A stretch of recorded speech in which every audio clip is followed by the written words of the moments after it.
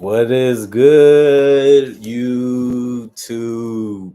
Quinn Wade coming to y'all with that NBA news analysis today on a Saturday. The NBA Finals is tomorrow, but there's so many pieces that's still moving and still negotiating ways to stay. The free agency ain't gonna be as crazy. The market ain't as crazy. We're gonna talk about some guys that actually have some value, actually have some good seasons, and actually show that they can be stars in this league, even if it's in the future and not in the present. And those guys we are going to start off with. One is Jonathan Kuminga. They're saying he's likely to stay with the Warriors, but the Bulls have sign and trade interest. That's something that we didn't know until now. That we knew that people was going to be swinging for Kuminga. We just didn't know who was the big suitors and why they probably would want him. The Bulls is on a retooling little thing right now where they got rid of DeRozan, they got rid of Levine. They might eventually get rid of Vucevic, which makes sense at this point in his career, and put some young pieces together and see how they develop and how they play off of each other and play together also. Um, the thing about Kaminga is going to be something that they're looking to do as a part of a sign and trade transaction. Given the Bulls are well over the salary cap heading into the offseason, Kaminga market seems fairly dry. It's not too many teams that have cap space. And even if they do, they really want to use it for Kaminga. That's why the Warriors are just waiting it out and seeing what they can get or seeing if they can sign him for a cheaper deal than what he wants, because he's not going to be the guy on that team. They got Jimmy Butler, they got Steph Curry, they got Draymond. That's their team. He just plays a part and a role in there, and he didn't really do a lot of that because Jimmy Butler has basically eaten all those minutes up when he's healthy. But only the Brooklyn Nets have enough cap space to available to offer the restricted free agent, which is Jonathan Kuminga. That means he's most likely that Kuminga is going to resign with the Warriors. It happens. Like I said, you think you're better, you think you're good, you think you have a great way to play. You can always get traded in the future. We've seen that with Jordan Poole. He wins a championship, gets his money by the Warriors, and still leaves to go to the Wizards. However, the Bulls do have interest in the 22-year-old forward. Kuminga's status could be tied up until after the Kevin Durant trade saga is resolved. Teams who are talking trades for Durant could pivot to Kuminga as a backup plan if they can't land the Phoenix Suns forward. And you can put Giannis in there too. If those guys are on the table, you definitely go for them because they're better than Kuminga. And I don't really see Kuminga being a 30-point scorer in the future, which both of those guys are capable of being in any season if they really wanted to. But Kuminga is a guy that's very confident in himself, has put himself in a good position to show that he can get in double figures in points. He can play defense, he can rebound, and he can improve to be even better, put in a position to where he needs to shoulder the load and do more. I don't think he's a number one option, but we don't really know what he's going to be until he has that opportunity. And even if he is, he's going to go to a team like Chicago. They ain't going to win too many games, even though they have enough young talent around them to where they won't be terrible. He still have to show that he's worth the money. If not, he's going to be looked at as an overrated player or a player that people feel like isn't really worth the money if he can't get them to winning ways. And I don't really see that Bulls team, even with him, even through a sign and trade, being a championship team no time soon. But that's something that we all basically know. Obviously, something that's going on too is the Grizzlies, like they have said before, their flexibility is what they're prioritizing right now to extend Jaren Jackson Jr. They want him to be a focal point. They want him to be one of the highly sought out players for them in their roster. And they have a lot of money they have to offer him because he did make all NBA team. He did become defensive player of the year.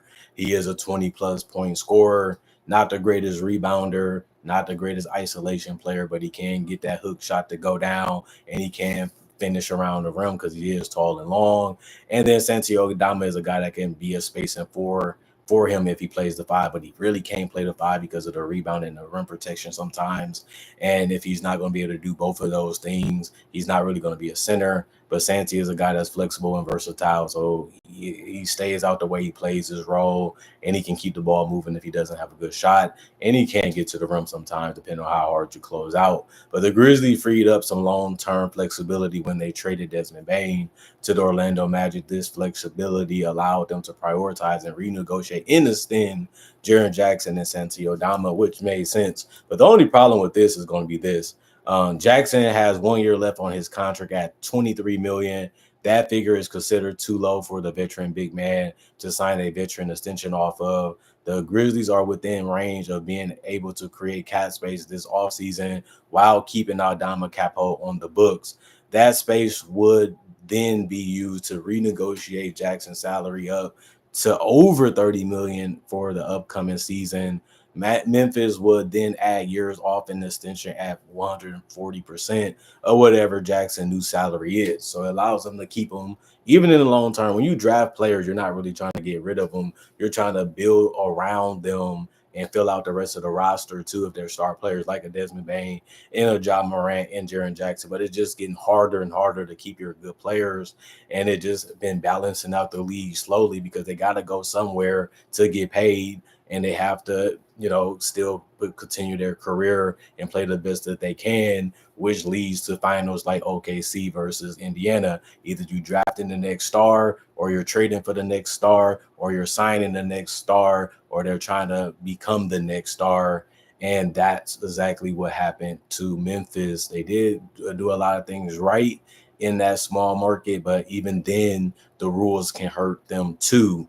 As for Adama, the Grizzlies can make a versatile big man a restricted free agent this offseason.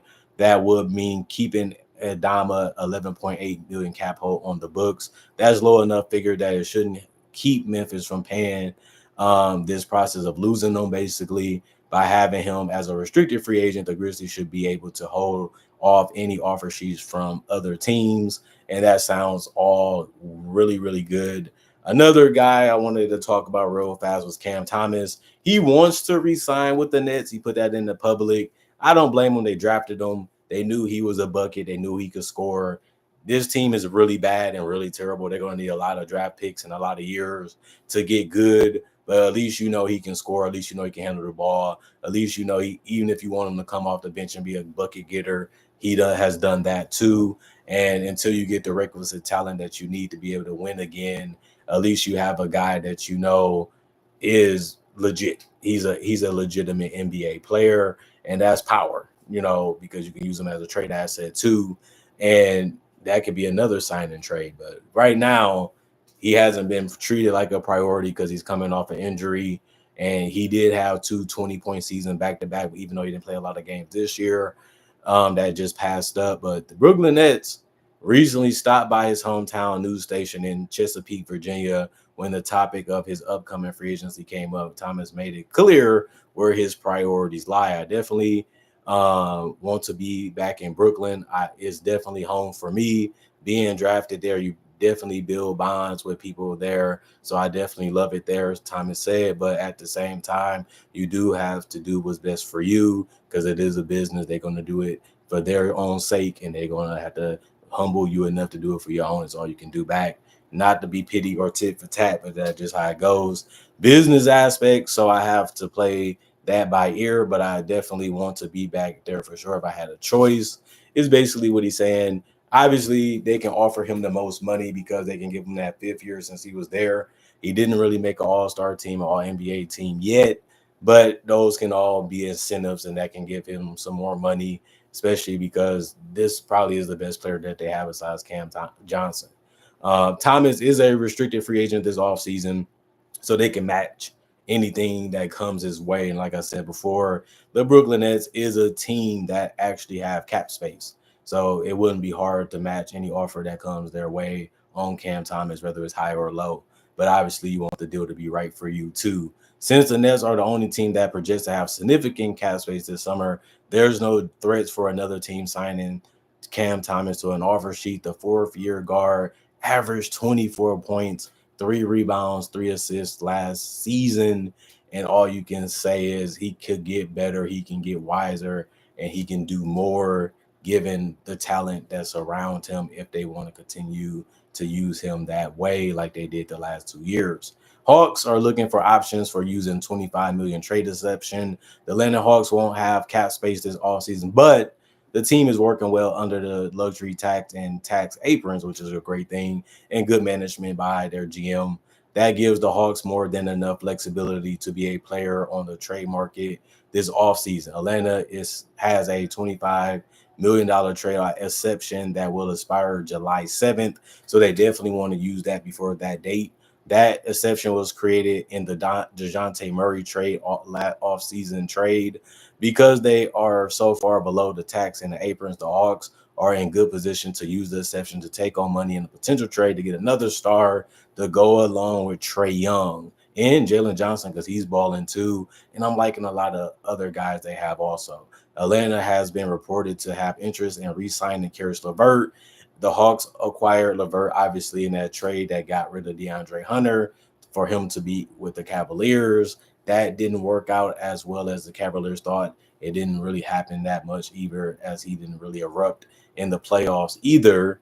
But both teams seem like they are fine with what they have, because obviously Cavaliers don't want to give too much money to role players when they already have a starting five that's really crazy on paper and when it comes to all-star teams that they have. Potential second round pick Jalen Moore suffers torn Achilles. That sucks. He was in a pre-draft workout. That's the worst thing that can happen. You have no security in the draft. This gives the team more reasons not to draft you, unfortunately. Um, it just shows you that anything can happen. You have to be prepared. You have to be cautious. You have to be getting your rest.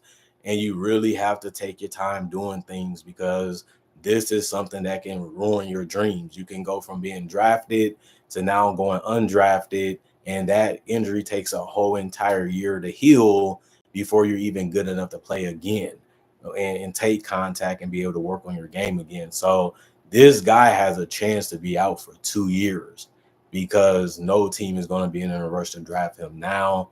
It sucks. It's sad. I love the game, and I just wanted to say he was a senior for the Sooners. That's the college they played for. He averaged 15 points and 5.8 rebounds per game in college. The 6'7" forward also shot 47% from the floor, including 38% from three. So he has talent, he has skill, he has size, he has athleticism, but he also has an injury that changes how people are going to look at him. Another big guy that I've been talking up because he's been balling out before the season was over is going to be Quentin Grimes. He could receive more than 14.1 mid-level exception in restricted free agency. The guy can get you 20. The guy can spread the floor. He can create shots off the dribble. He makes the right decisions when he has the ball. He could command a salary that exceeds the 14 million mid-level exception also.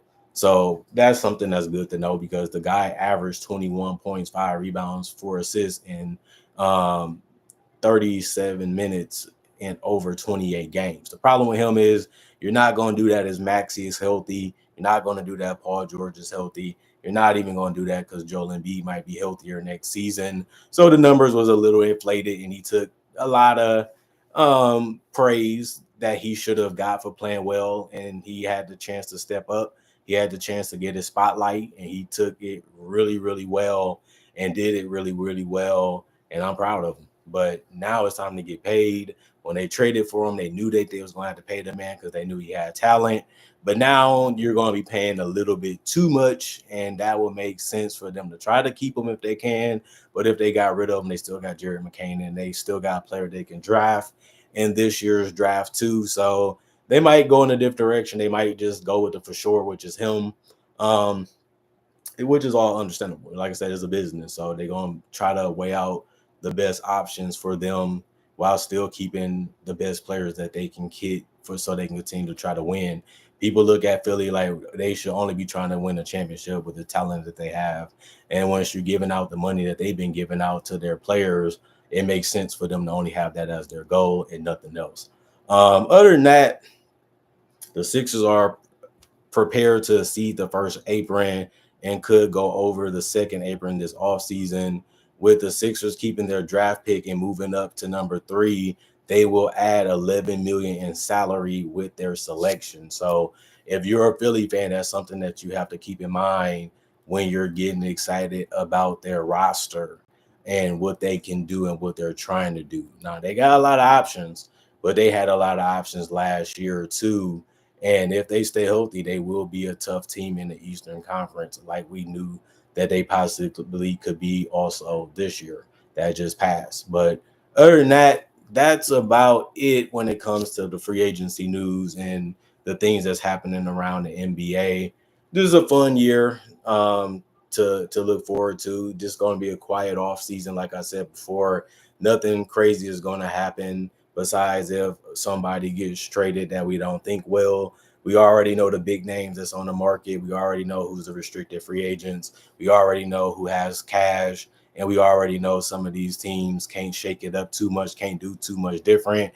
And there's a lot of teams that's young and a lot of teams that's still developing. And a lot of teams had a lot of injuries last year that killed their chances of being a legitimate team in the playoffs, like the Pelicans or even a team like the Spurs, because Wembanyama got injured out of nowhere when they traded for De'Aaron Fox in the halfway point of the season or a little bit over half. And then you still got other teams that's still trying to be on the rise, like Orlando. And then you got teams like Boston and Milwaukee that lost key players. And we got to see how their season's going to go, or somebody can take their spot this season, and then they try to figure out what they're going to do next offseason. Other than that, that's all I got to say. That's all I got to mention. That's all that I'm going to go about doing tonight. And I'll be back tomorrow, hopefully, with that analysis on the NBA Finals after the game is over. Other than that, comment, like, subscribe, share, hit that notification bell if you haven't already.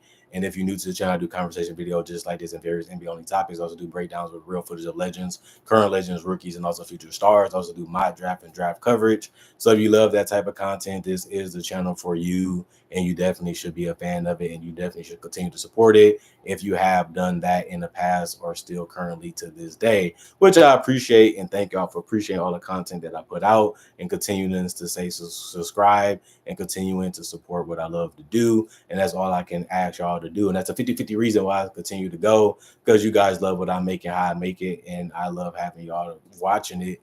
And since that's the balance of why it continues to go that way, why not continue to have fun talking about the game of basketball, which I do basically every day, whether I'm doing it on the internet or I'm doing it in person. That's how most of y'all met me anyway. That's from Wisconsin. Other than that, thanks for watching. Thanks for supporting the channel. Hope you guys enjoying your weekend.